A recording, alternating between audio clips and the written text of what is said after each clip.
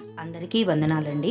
ధనికుల దుర్మార్గాలు గురించి బైబిల్ వాక్యాలు మీకా గ్రంథం 2వ అధ్యాయము 1-5 వరకు. ఈ 1 మినిట్ వీడియోలో కుదరలేదు కనుక పార్ట్ 2 కూడా ఉంటుంది, మిస్ అవ్వకుండా చూడండి.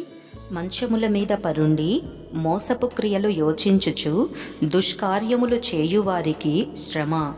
అలాగు చేయుట వారి స్వాధీనములో నున్నది గనుక వారు ప్రొద్దుపొడవగానే చేయుదురు. వారు భూములు ఆశించి పట్టుకొందురు, ఇండ్లు ఆశించి ఆక్రమించుకొందురు. ఒక మనిషిని, వాని కుటుంబమును, ఇంటివానిని, వాని స్వాస్థ్యమును అన్యాయముగా ఆక్రమింతురు. కాబట్టి యెహోవా సెలవిచ్చున్నదేమనగా, గొప్ప అపాయకాలము వచ్చుచున్నది. దాని క్రింద నుండి తమ మెడలను తప్పించుకొనలేకుండునంతగాను, గర్వముగా నడవలేకుండునంతగాను ఈ వంశమునకు కీడు చేయనుద్దేశించుచున్నారు.